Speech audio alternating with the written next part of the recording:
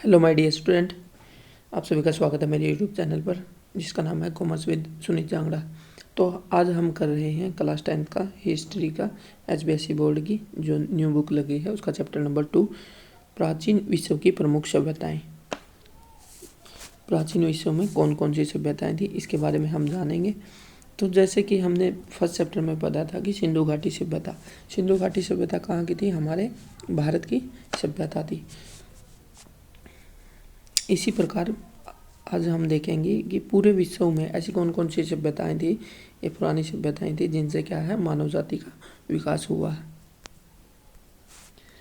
मानव है उसकी सभ्यता एवं उद्योग विकास की जानकारी एक रोचक कहानी है। इन सभ्यताओं का एक बहुत बड़ा भाग घने अंधेरे में छपा हुआ है, क्योंकि ये पीछे से रिलेटेड है। सभ्यता क्या होती है? जो हमारा अतीत बीत चुका है उसके बारे में समझने का प्रयास किया जाता है। अलग अलग विश्व के अलग अलग हिस्सों में ये सभ्यताएं अलग अलग हुई थी। अब हम देखते हैं कि सभ्यता किसे कहते हैं। जब कोई व्यक्ति व्यवस्थित रूप से रहना शुरू करता है तथा उसके चारों ओर एक सामाजिक, राजनीतिक, सांस्कृतिक, आर्थिक व्यवस्था का निर्माण शुरू हो जाता है तो उसी ही क्या कहते हैं? सभ्यता कहते हैं। जिन सभ्यताओं की जानकारी प्राप्त करेंगे उनके निम्नलिखित हैं। आज हम किन किन सभ्यताओं के बारे में देखेंगे। आज हम सिंधु सभ्यता, सरस्वती सिंधु सभ्यता, ये हमने लास्ट वीडियो में कवर कर ली थी। और चीन की सभ्यता, ये रही, ये चीन है। और मेसोपोटामिया की सभ्यता, ये मेसोपोटामिया की सभ्यता है। मिस्र की सभ्यता अफ्रीका में आती है। और माया की सभ्यता अमेरिका में आती है। और इंका की सभ्यता दक्षिणी अफ्रीका में आती है। इन सभी सभ्यताओं के बारे में हम विस्तार से चर्चा करेंगे।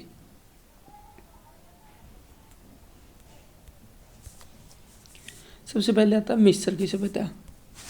मिस्र की सभ्यता क्या थी? मिस्र की सभ्यता को लगभग 7000 वर्ष पूर्व माना जाता है। प्राचीन काल में मिस्र था जो छोटे छोटे राज्यों में बटा हुआ था। लगभग 4000 ईसा पूर्व यानी क्रिसमस के जीवन से 4000 पहले क्या है, ये संयुक्त होकर 2 राज्यों में गठित हो गया।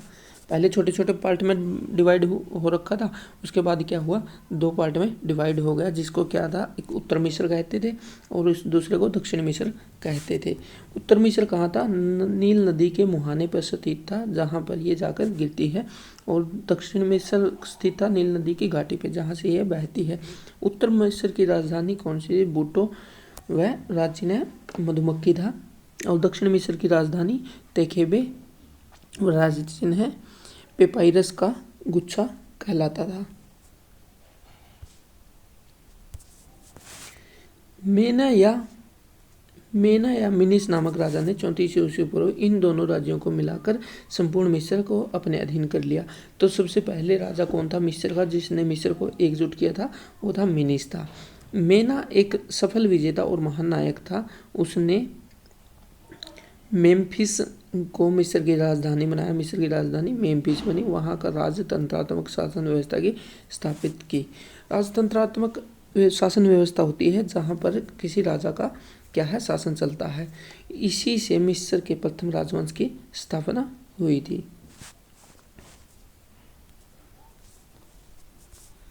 और मिस्र के लोग क्या करते थे?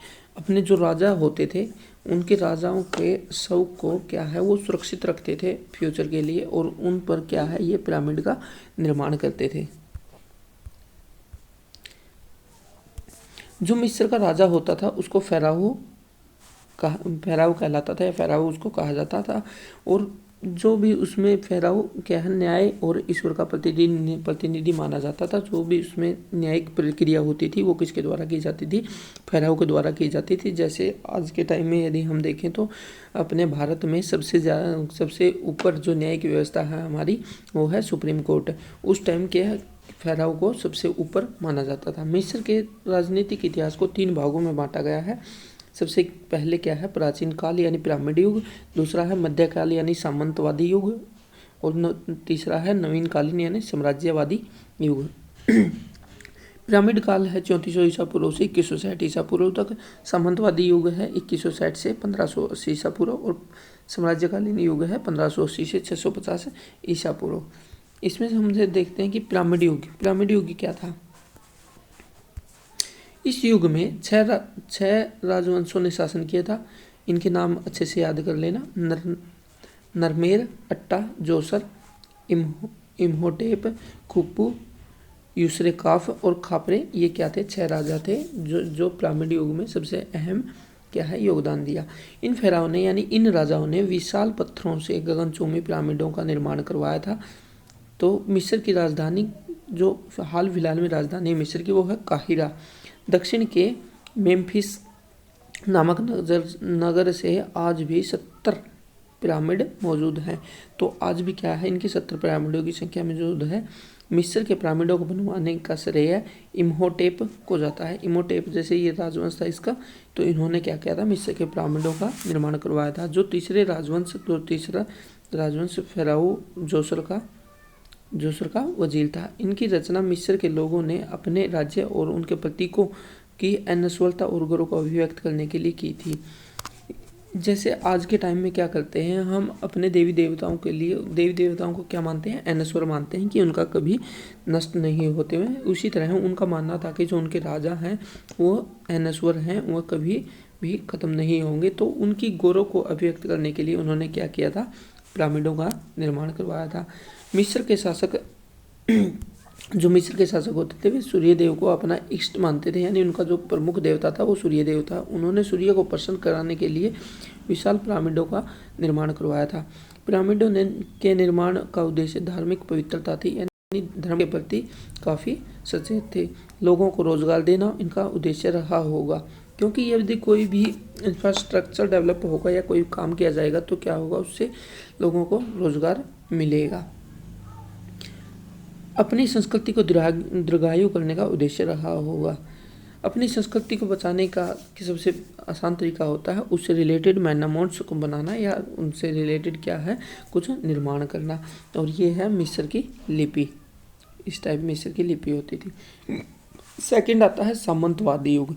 सामंत किसे कहा जाता है, जब राजा की बजाय छोटे छोटे एरिया पे लोग, जो किसी एरिया का बड़ा है व्यक्ति है उस एरिया पे वह शासन करने लग जाता है, यानी जो जागीर होता है उसको सामंत कहा जाता है।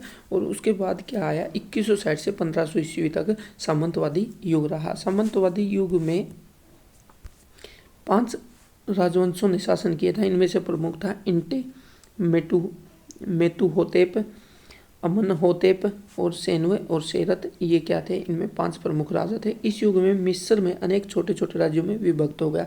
छोटे छोटे राज्य में विभक्त होगा तभी क्या है, वहाँ के लोग होंगे, जो वहाँ का प्रमुख मुखिया होगा वहीं पर उन पर शासन कर पाएगा। सामंतों की प्रतिस्पर्धा के कारण प्रत्येक जागीर का चहुमुखी विकास हुआ था, यानी प्रत्येक हिस्से का अच्छे से विकास हुआ था। इस समय मकबरों का निर्माण हुआ और व्यापार तथा कृषि का विकास हुआ। प्राचीन मिस्र के लोग यह जानते थे कि सूर्य का प्रकाश व उष्णा जीवन के लिए आवश्यक है। मतलब देखो कितने एडवांस लोग थे उस टाइम में, उनको पता था कि सूर्य का जीवन प्रकाश हमारे जीवन के लिए अत्यंत आवश्यक है। इसलिए वे क्या था, सूर्य को अपना इष्ट देव मानते थे और सूर्य देवता को वे रे या रा को सृष्टि का कारण मानते थे। उसको क्या नाम दिया जाता था, रे या रा के नाम से जाना जाता था। जिसके फलस्वरूप क्या हुआ था, उनकी अच्छे से विकास हो गया। अच्छे से विकास होने के फलस्वरूप उनके क्या हुआ, नगर सभ्यता के केंद्र बन गए। सामंत आपस में लड़ते रहते थे, चारों ओर अशांति और अराजकता थी।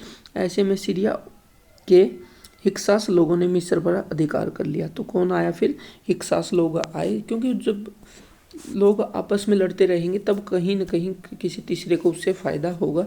और उसी टाइम पे क्या है, हिक्सास लोग आए जिसने मिस्र पर अधिकार कर लिया। ये स्थानीय जनता का शोषण करने लगे।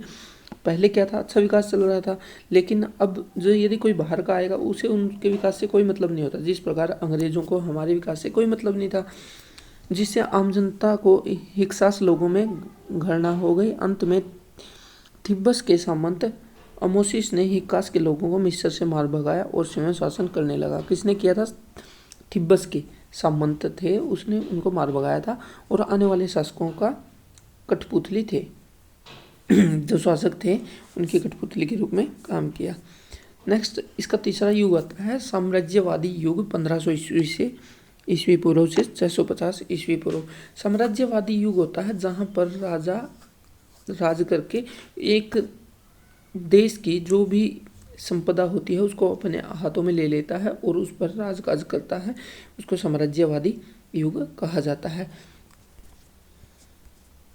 इस युग का प्रारंभ 18वें राजवंश के शासक अमेनहोटेप द्वारा सामंतों की शक्ति को समाप्त करके सुसंगठित शासन व्यवस्था की स्थापना से हुआ। उन्होंने क्या किया, सामंतों की शक्ति को स्थापित कर दिया और एक शासन व्यवस्था स्थापित की। इस काल में जनता सुखी और समृद्ध थी। इस युग में कई राजवंशों ने शासन किया, जिसमें क्या था, अमेनहोटेप द्वितीय, अमहोमोज प्रथम, थुटमोस प्रथम, अमेनहोटेप तृतीय, ये क्या था, ये द्वितीय था और ये तृतीय। हाथशेप्सुत महिला शासिका थी, प्रथम महिला शासिका आई थी, और जिन्होंने मिस्र को आर्थिक, सामाजिक, राजनीतिक और सांस्कृतिक ऊंचाई तक पहुंचाया था। मिस्र में लगभग 31 राजवंशों ने 3100 वर्ष पूर्व तक शासन किया था। अंत में 332 ईसा पूर्व में यूनान के शासक सिकंदर ने, फिर कौन आया था, सिकंदर द ग्रेट ने मिस्र पर अधिकार कर लिया और सिकंदर की मृत्यु के बाद मिस्र में टालेमी वंश की स्थापना हुई। उसके बाद क्या हो गया, टालेमी वंश की स्थापना आ गई। अब हम देखते हैं कि जैसे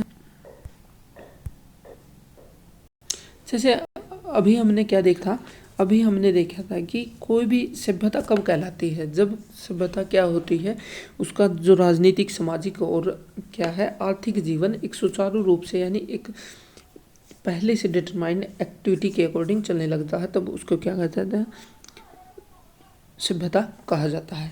इसकी प्रशासनिक व्यवस्था कैसी थी मिस्र की, इसकी प्रशासनिक व्यवस्था थी फेराओ यानी राजा। इसमें क्या था, जो राजा था उसको फेराओ बोला जाता था और इसको अंतिम अधिकार प्राप्त था।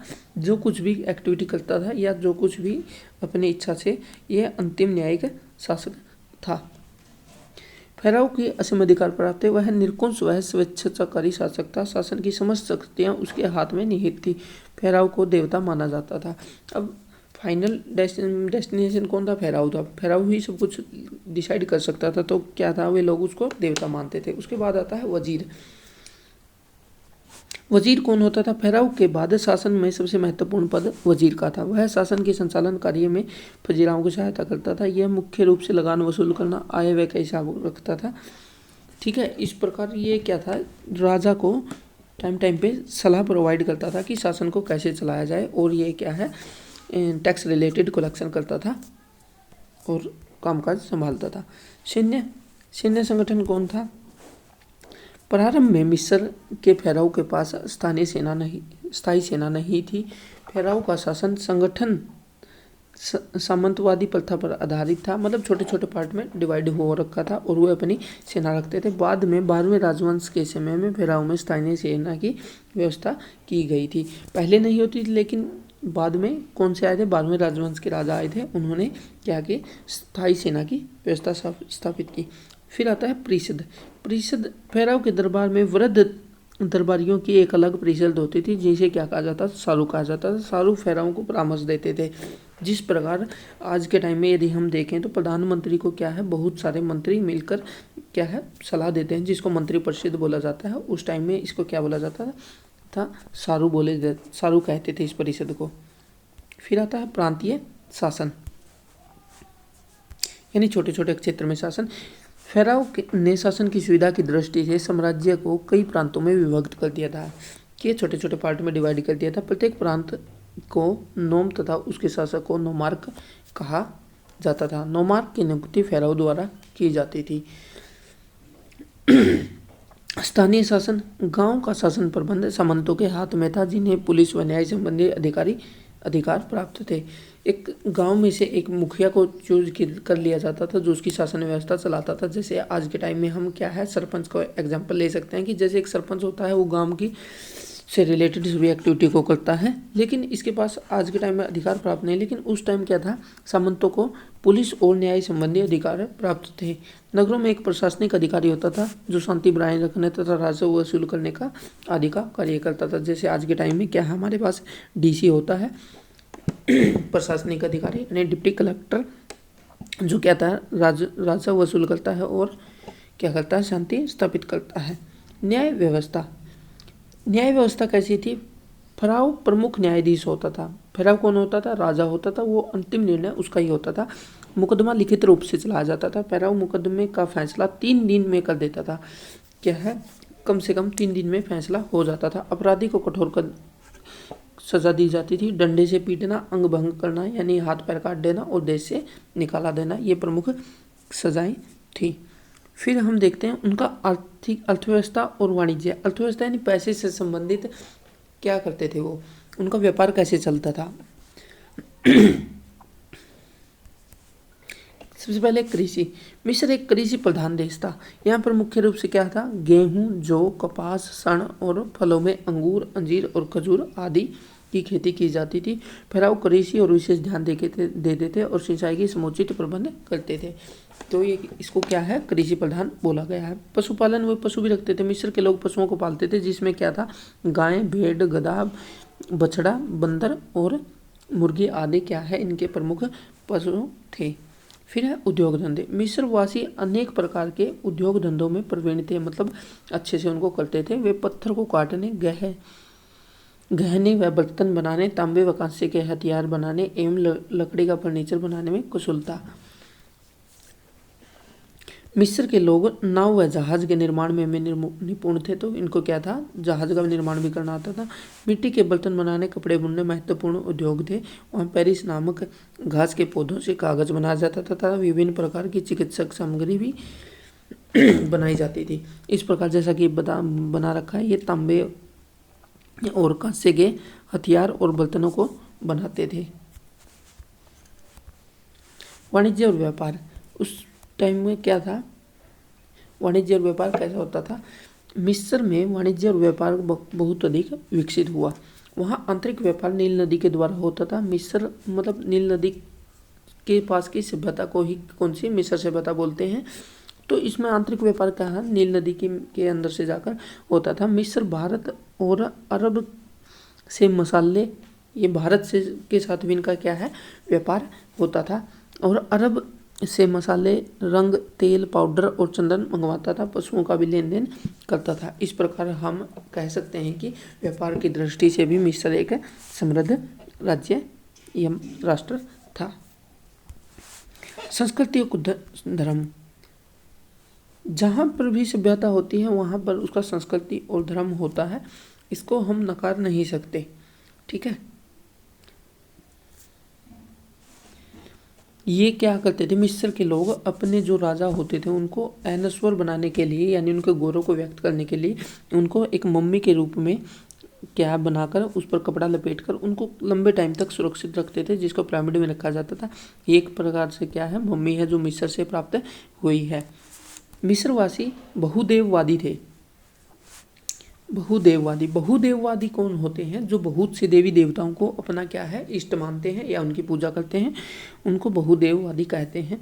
प्रकृति के विभिन्न रूपों की पूजा करते थे। मिस्र में कुल मिलाकर 3000 देवता थे। मिस्र में कितने थे?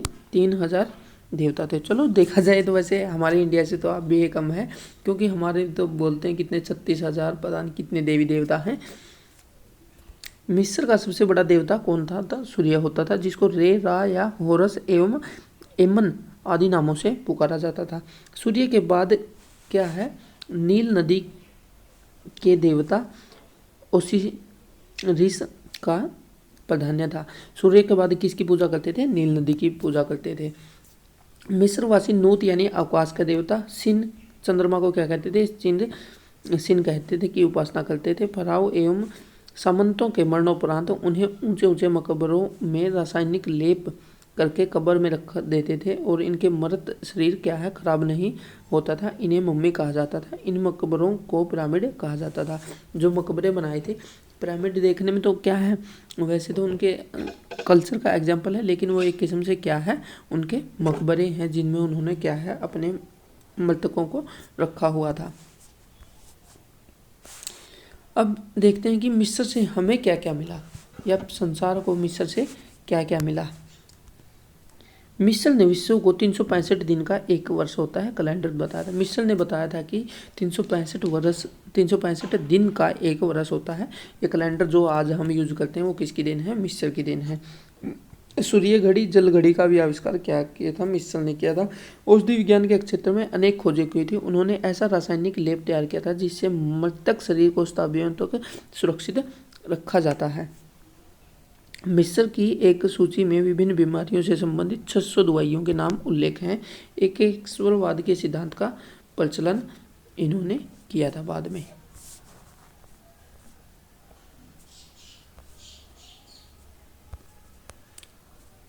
नेक्स्ट आती है मेसोपोटामिया की सभ्यता। मेसोपोटामिया की सभ्यता कहाँ थी? फारस की खाड़ी के उत्तर में स्थित आधुनिक इराक, जो आधुनिक समय में इराक है, वहाँ पर क्या होती थी? मेसोपोटामिया कहते थे इसको, इराक को। यह यूनानी भाषा का एक शब्द है जिसको दो शब्दों से मिलकर बना है, मेसो और पोटम। ठीक है, मेसो का अर्थ होता है मध्य और पोटम का अर्थ है नदी, यानी ऐसा क्षेत्र जो दो नदियों के बीच में स्थित है या बसा हुआ है, उसको क्या बोला जाता था? मेसोपोटामिया बोला जाता था। इस प्रकार मेसोपोटामिया का शाब्दिक अर्थ दो नदियों के बीच का भाग होता है। ये दो नदी कौन कौन सी थी? दजला और फरात, ये दो नदियां थी जिनके बीच में मेसोपोटामिया बसा हुआ था। मेसोपोटामिया में सुमेरियन, बेबीलोनियन, असीरियन सभ्यताओं का विकास हुआ था। इससे क्या हुआ? मेसोपोटामिया से सुमेरियन, बेबीलोनियन और असीरियन और सभ्यताओं का विकास हुआ। इन सभ्यताओं के बारे में कहा जाता है कि सुमेरिया की सभ्यता के जन्म, सुमेरिया ने सभ्यता को जन्म दिया, बेबीलोन ने उसे चरम सीमा तक पहुंचाया और असीरिया ने उसे ग्रहण करके प्रगति की। इन सभ्यताओं का वर्णन इस प्रकार है, आगे हम इनके बारे में पढ़ेंगे। अब हम ये तो बता दिया कि मेसोपोटामिया की सभ्यता थी, लेकिन किन किन ऐसी सामग्री थी जिनसे हमें इनके बारे में पता चलता है? बेहिस्तून अभिलेख है जिसके बारे में मेसोपोटामिया की सभ्यता का हमें पता चलता है। रोसेटा अभिलेख है, धार्मिक साहित्य। सूसा अभिलेख है। उर, एरिडू, लगास, निपुर आदि नगरों की खुदाइयों से मिलने वाली सामग्री भी के बारे में हम कह सकते हैं कि मेसोपोटामिया से मिली थी। मिट्टी की पट्टिकाओं पर खुदे लेख, जिगुरात और हम्बुराबी की संहिता, इनसे हमें क्या पता चलता है? इनकी सभ्यता के बारे में पता चलता है। अब हम देखते हैं मेसोपोटामिया की सभ्यता क्या है। 4 से विकसित हुई थी, सुमेरिया, बेबीलोनियन और थर्ड कौन सी थी हमारी? असीरियन। इन सभ्यताओं से क्या हुआ था? इनका विकास हुआ था। सबसे पहले हम देखते हैं कि सुमेरिया की सभ्यता क्या थी।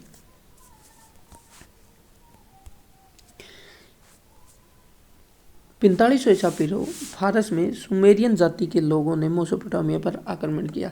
सुमेरियन क्या थी? एक जाति थी। इसके लोगों ने मेसोपोटामिया पर आक्रमण किया और यहाँ की अकदाद, बेबीलोन, एलम व मूसा आदि, ये क्या थी?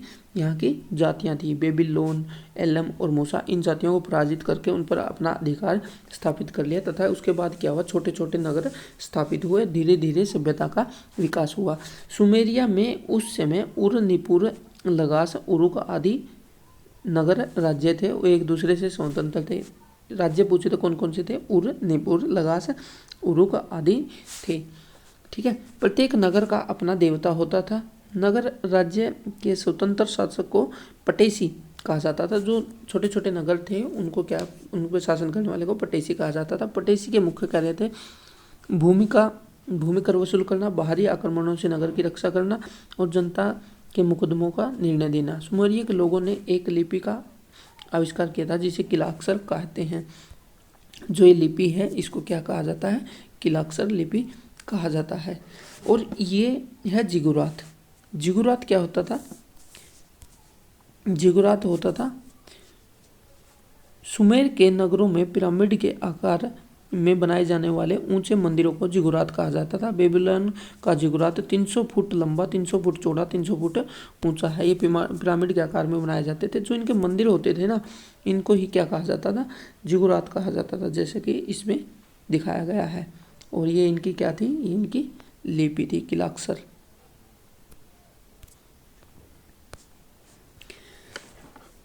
बेबीलोन के बाद, सुमेरिया के बाद आती है बेबीलोनिया की सभ्यता। बेबीलोनिया की सभ्यता एक जाति थी, बेबीलोन। ठीक है, और उन्होंने क्या किया था? उन्होंने अपनी सभ्यता का विकास किया। बाद में इसको बेबीलोनिया की सभ्यता कहा जाने लगा। मेसोपोटामिया के दक्षिण भाग में हेमराइट नदी के किनारे बेबीलोनिया की सभ्यता का विकास हुआ था। 2200 ईसा पूर्व में सेमेटिक लोगों की एक शाखा हेमराइट ने सुमेर पर अपना अधिकार कर लिया। लगभग 100 वर्षों के निरंतर संघर्ष व युद्धों के बाद इस जाति के महान राजा हम्मुराबी ने संपूर्ण मेसोपोटामिया पर अधिकार करके साम्राज्य को राजनीति एकता में बांधा। क्या है जो सुमेरिया पर अधिकार करके किसने किया था? हम्मुराबी ने किया था। और फिर क्या गया, इसको एक राजनीतिक एकता में बांधा। उन्होंने क्या है, बेबीलोन को राजधानी बनाया, एक विधि संहिता भी बनाई, यानी उनके राजकाज को चलाने के लिए एक कानून बनाया जिसको क्या कहा जाता है, हम्मुराबी की संहिता भी कहा जाता है। उसने अपने साम्राज्य की प्रगति की चरम सीमा तक पहुंचा दिया। और यहाँ के प्रमुख शासक कौन थे? नीसी अम्मीजादुगा, नेबुचंडेरनर, गदांस, केसाइट और संसी अदाद और नवोपोलासर आदि कौन थे? इनके शासक थे। उन्होंने 536 ईसा पूर्व तक क्या किया? शासन किया था। समेटिक क्या होता है? मध्य पूर्व की तरफ से आने वाली तथा स्वामी भाषा बोलने वाली जाति को समेटिक कहा जाता है। थर्ड आता है असीरिया की सभ्यता। ये क्या है? मेसोपोटामिया की सभ्यता की यानी उसका चरण का थर्ड पॉइंट है। सबसे पहले थी इसमें सुमेरिया की सभ्यता, फिर बेबीलोनिया की सभ्यता और फिर थर्ड आता है असीरिया की सभ्यता। इसमें क्या क्या हुआ था?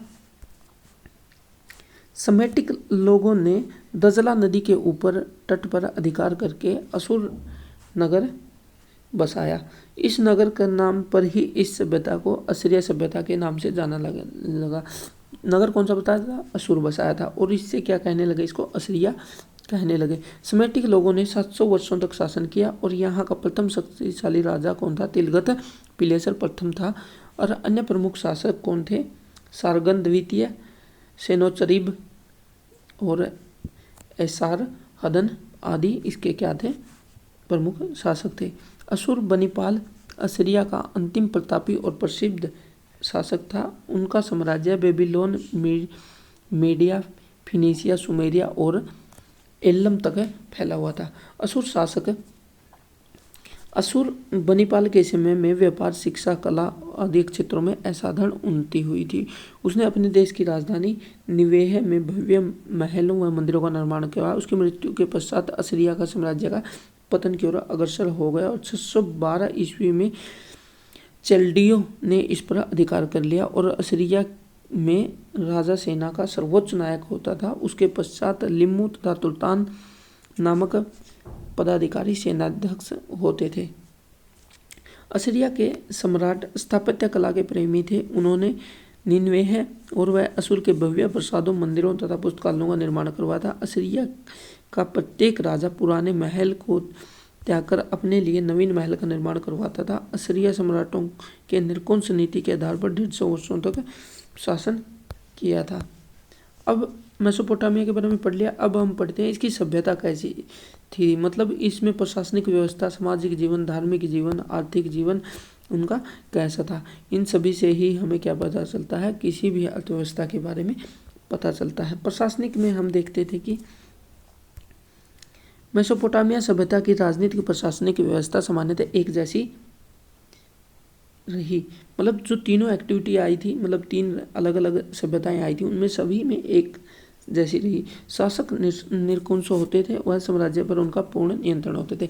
शासक इसमें सबसे ज़्यादा शक्तिशाली होता था। लेकिन यहाँ शुरुआती दौर में प्रजातांत्रिक व्यवस्था थी जो बाद में राजतंत्र में स्थापित हो गई। प्रजातंत्र पहले तो लोगों द्वारा चुनी होती थी, लेकिन बाद में क्या हो गई, यानी राजतंत्र एक राजा रहने लगा और उसके उत्तराधिकारी को ही राजा बनाया जाने लगा। वे दैविक सिद्धांत के आधार पर शासन करते थे। वे सर्वोच्च सेनापति, न्यायाधीश व सर्वोच्च पदाधिकारी होते थे। विभिन्न सभ्यताओं में शासक को अलग अलग नामों से जाना गया है। वे शासन के संचालन की सुविधा की दृष्टि से अपने साम्राज्य को कई प्रांतों में बांट देते थे ताकि क्या है उन पर आसानी से शासन किया जाए। प्रांत के गवर्नर का चयन स्वयं करते थे और गवर्नर अपने प्रांत से कर इकट्ठा कर शांति बनाए रखने तथा अन्य दूसरे युद्धों से उनको क्या है सहायता प्रदान करता था, यानी उनकी रक्षा करता था। तो इसका प्रशासनिक कैसा था? पहले क्या होता था, प्रजातांत्रिक था, फिर राजतंत्र में कन्वर्ट हो गया और इसके जो राजा था उसको प्रमुख माना जाता था। और फिर क्या है, ये शासन कैसे करते थे, अपने क्षेत्र को छोटे छोटे पार्ट में डिवाइड करके उस पर शासन करते थे। उसके लिए क्या करता था, जो राजा एक गवर्नर नियुक्त करता था वही सभी काम देखता था। फिर आता है इनका सामाजिक जीवन। सामाजिक जीवन कैसा था? उस समय समाज तीन वर्गों में क्या बटा हुआ था? उच्च वर्ग, मध्यम वर्ग, निम्न वर्ग में विभक्त था। उच्च वर्ग में राजा, उच्च पदाधिकारी या पुरोहित आते थे। उच्च वर्ग में कौन आ गया? राजा आ गया, और जो राजा के साथ काम करते थे वे अधिकारी और पुरोहित आ गए। मध्यम वर्ग में सामंत व व्यापारी आते थे जो व्यापार करते थे। निम्न वर्ग में दास व किसान आते थे। समाज में नैतिकता के आदर्श बहुत ऊंचे थे। क्षत्रियों की दशा सामान्य थी, नैतिकता उनके लिए जरूरी थी, यानी बहुत मिलजुल कर रहते थे और किसी प्रकार की क्या है क्षत्रियों के प्रति ज़्यादा दुर्दशा नहीं थी। धार्मिक जीवन कैसा था? मेसोपोटामिया के लोग बहुदेववादी थे। बहुदेववादी मतलब बहुत सारे देवताओं की वह क्या करते थे, पूजा करते थे। प्रत्येक नगर अपने क्या करता था, अलग देवता को रखता था। ये खेत, नदियों, पहाड़ों यानी प्रकृति की पूजा करते थे। इसमें प्रमुख देवता था अनु यानी आकाश का देवता।